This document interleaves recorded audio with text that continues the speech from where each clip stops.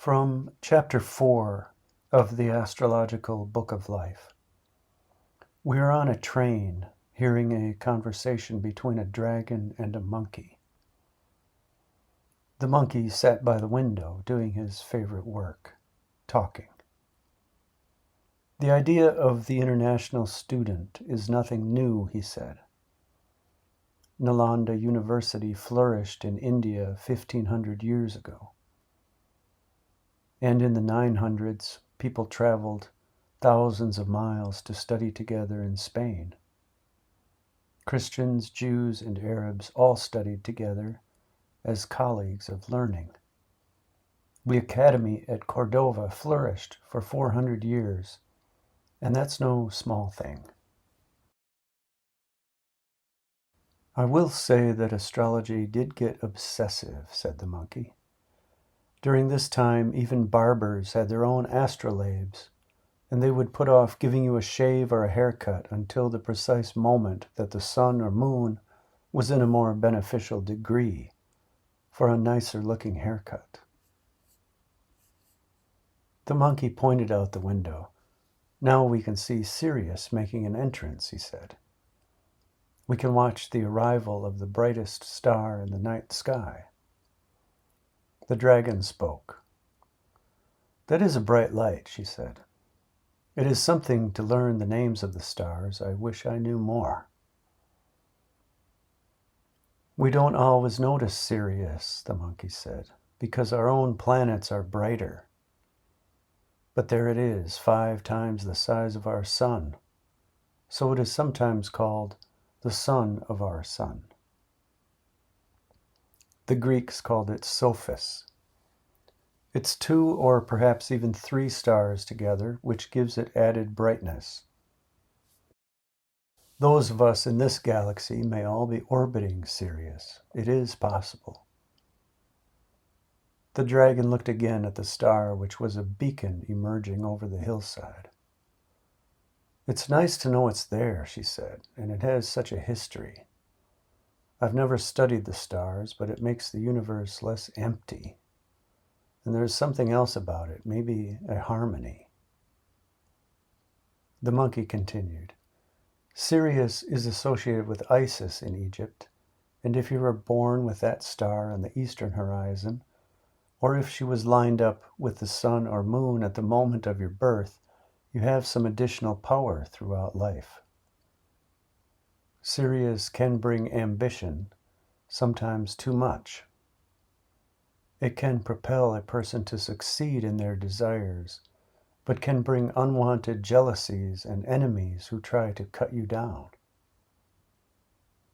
That can happen to any of us, but if this star is key in your chart, it will bring those things to more prominence in the life story. The person may become the leader of a local school program, and if Sirius is involved, they may have been propelled into that position without even asking for it. And they may find a jealous enemy there, waiting to try to take away their job just as quickly. Sirius can also make a person passionate and capable of great devotion, a champion. They may become custodians of a larger movement.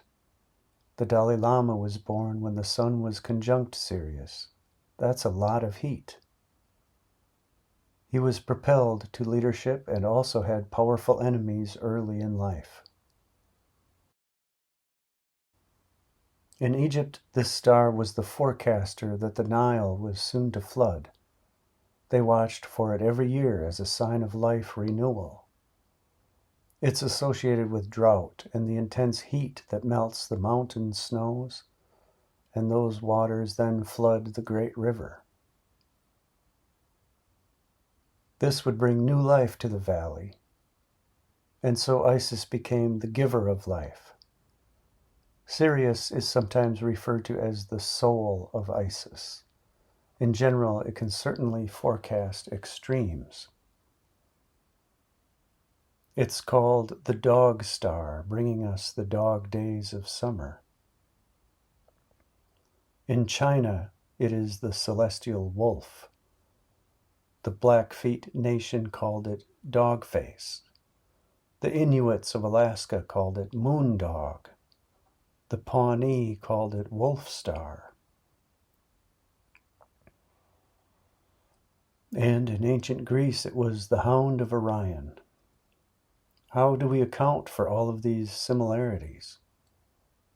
Sirius Black, if you know him, he gets transformed into a big dog in the J.K. Rowling story. In India it was called Tishtraya the Hunter, also called the Chieftain Star.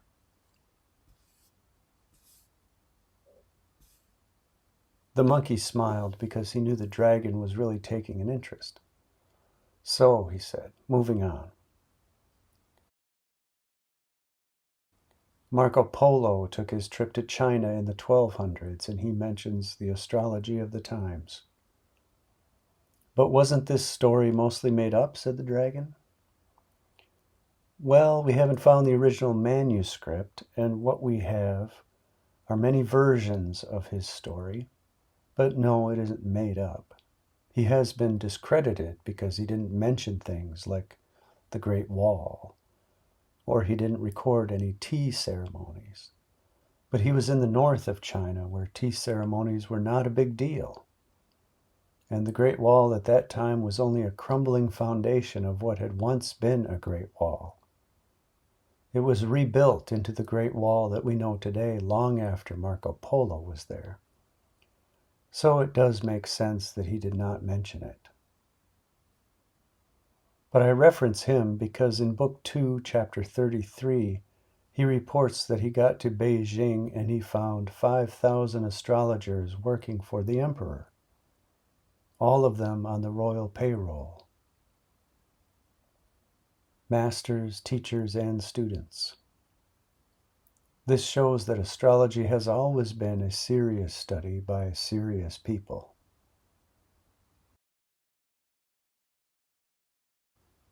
In the 1200s, the sharing of ideas was getting suppressed. The popes began to forbid anything that was not written by Christians. They even banned Aristotle until his works could be altered by a Christian pen. But astrology continued despite all of this. A student at the University of Oxford could take courses in astrology in the year 1300. The same was true at the University of Bologna, where they said a doctor without astrology is like an eye that cannot see. But the church was arguing against studying too much of the dome of heaven, as it was called. And in China, things developed differently. Astrology was and remains a secular study for the most part. They did not blend in religious ideas like they did in other regions. It was about the life force, the energy which touches everything, the qi. The qi is in feng shui and in agriculture, in botany and herbs and the martial arts, and within the soul. Early on, astrology was a tool of the state, a governmental study. The heavenly bodies were like court officials in charge of various departments of life and departments of government.